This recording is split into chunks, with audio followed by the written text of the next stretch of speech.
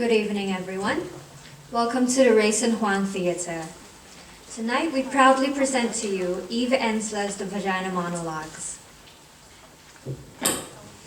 Before the show starts, please check that your phone are on silent mode and to avoid using flash photography. While some of you here may have come knowing fully what to expect, some of you might not have heard of the Vagina Monologues before.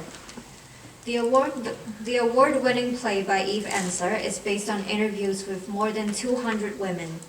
With humor and grace, this piece celebrates women's sexuality and strength. Through this play, countless women throughout the world have taken control of their bodies and their lives.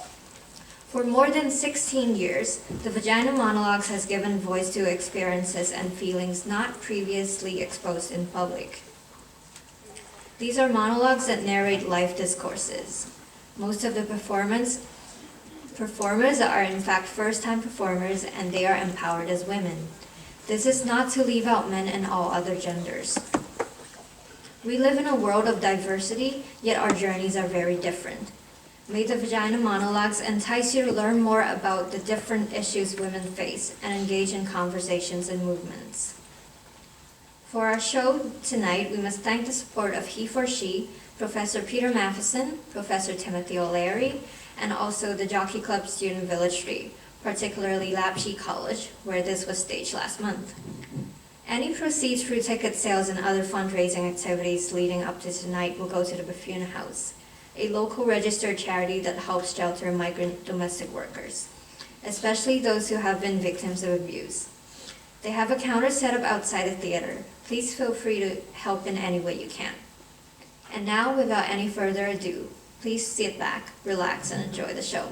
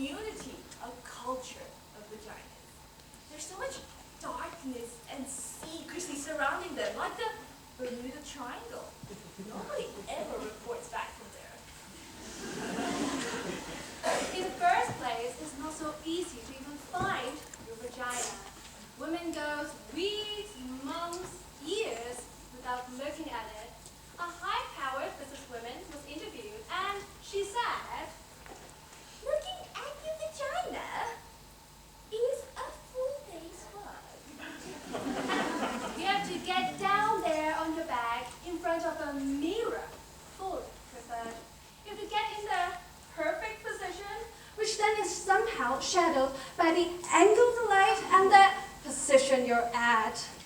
You get so exhausted by then. She said she didn't. I don't have the time for that. I am busy. So there were vagina interviews, which became Vagina Monologues.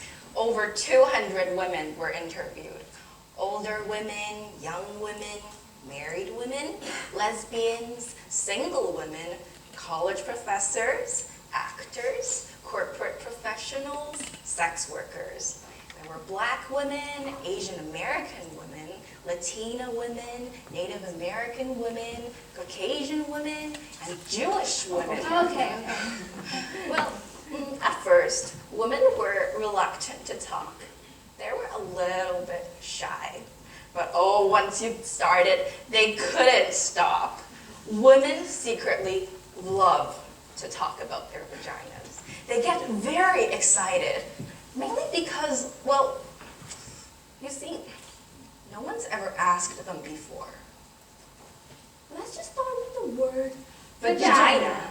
It sounds like an infection at best. Maybe a medical instrument. Hurry, nurse, bring me the vagina. Vagina, vagina. Doesn't matter how many times you say it, it never sounds like a word you want to say. It's a totally ridiculous, completely unsexy word. Okay, let's try that we're trying to be politically correct and use it during sex. Darling, could you stroke my Vagina. You killed the egg right there. So we were worried about vaginas, what we call them and don't call them. In Great Neck, New York, they call it pussycat. A woman there said that her mother used to tell her, don't wear panties underneath your pajamas, dear. You need to air out your pussycat. In Westchester, they call it a pookie. In New Jersey, a twat. There's powder box, a poochie, poopy, a pee-pee, a poopiloo, a punani, a pal, and a peach. There's also toady, deedy, nishi, dignity, and monkey box. She's Notcha, Pluta, Navi. Gladys Siegelman. VA, wee wee, horsebox, nappy dugout, Mongol, Mookie, Pajama, Fanny Boo, Marshmallow. A ghoulie, possible, tamale, chatita, Connie, a Mimi in Miami, A split news in Philadelphia. and a schmend in the Bronx. We're worried about vaginas.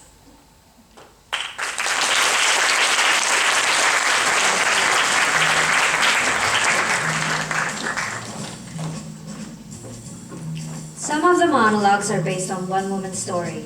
Some of the monologues are based on several women's stories, surrounding the same theme. And a few times, a good idea became an outrageous one. This monologue is based on one woman's story, although the subject came up in every interview and was often fraught. The subject being hair. You cannot love a vagina unless you love hair. Some people do not love hair at all. In fact, my first and only husband, he hated hair. He said it was cluttered and dirty. He made me shave my vagina. It looked puffy and exposed and like a little girl. That excited him. When he made love to me, my vagina felt the way a beard must feel. It felt good to rub it and painful, like scratching a mosquito bite. It felt like it was on fire, and there were these screaming red bumps on it. I refused to shave it again. Then my husband had an affair. When we went to marital therapy, he said he screwed around because I wouldn't please him sexually. I wouldn't shave my vagina. Then the therapist had a thick German accent and gasped between sentences to show her empathy to the clients. She asked me why I wouldn't want to please my husband, why I wouldn't want to shave my vagina. Then I answered her, I thought it was weird. I felt little when my hair was gone down there, and I couldn't help talking in a baby voice, and the skin got irritated, and even calamine lotion wouldn't help it. She said marriage was a compromise. I needed to jump in. She was sure it was a good beginning. Well, this time, when we got home, he got to shave my vagina. It was like a therapy bonus prize. He clipped at it a few times, and there was blood in the bathtub. But he didn't even notice it because he was so happy shaving me. Then later, when my husband was pressing against me, I could feel his spiky sharpness sticking into me, my naked, puffy vagina. There was no protection. There was no fluff. I realized then that hair was there for a reason. It was the leaf around the flower, the lawn around the house. You have to love hair in order to love vagina. You can really pick the part you want. And besides, my husband never stops screwing around.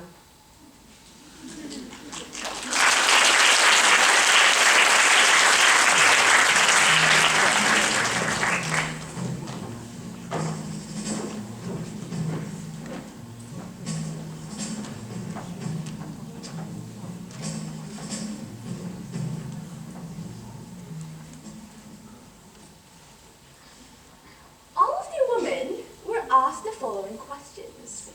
If the vagina got dressed, what would it wear? Glasses, a beret, leather jacket, silk stockings, mink maybe, a pink boa. A male tuxedo, jeans, something form-fitting. Emeralds, an evening gown, sequins, Armani only. a tutu, a see-through black underwear, a taffeta ball gown. Something machine washable. Costume eye mask, purple velvet pajamas, angora, a red bow. Ermine and pearls, a leopard hat, a silk kimono, sweatpants, a tattoo. An electrical shock device to keep unwanted strangers away. High heels, lace and combat boots, purple feathers, twigs and shells, cotton, A pinafore, A bikini. slicker, If your vagina could talk, what would it say? 2 words. slow down. is that you? Feed me. I want. Yum, yum. Oh, yeah. Start again. No, over there, like me. Stay home. Brave choice. Think again. More, please. Embrace me. Let's play. Don't stop. More. More. Remember me? Come inside. Not yet. Whoa, Mom. Yes, yes, rock me. Enter at your own risk. Oh, God. Thank God. Out here. Oh, let's go. Let's go. Oh, find me.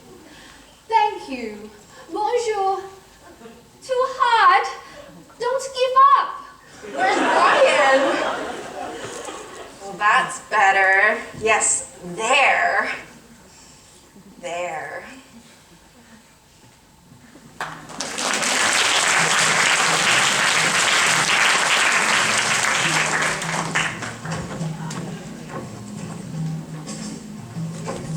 A group of women between the ages of 65 and 75 was interviewed.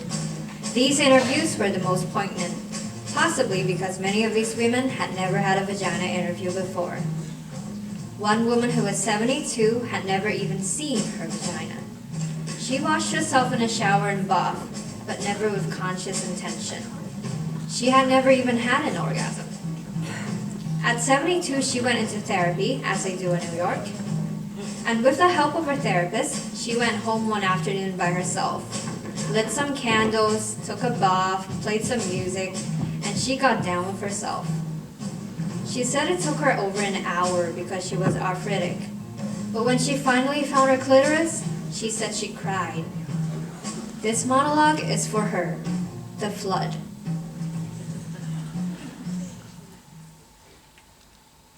Down there? I haven't been down there since 1953.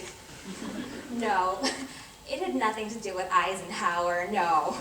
No, it's a stellar down there, trust me. You don't want to go down there, you'd get sick. It smells so damp and clammy, and the smell of the mildew and the clammy chilliness and everything. Woo! Smells unbearable. Suffocating. Very nauseating. Gets in your clothes.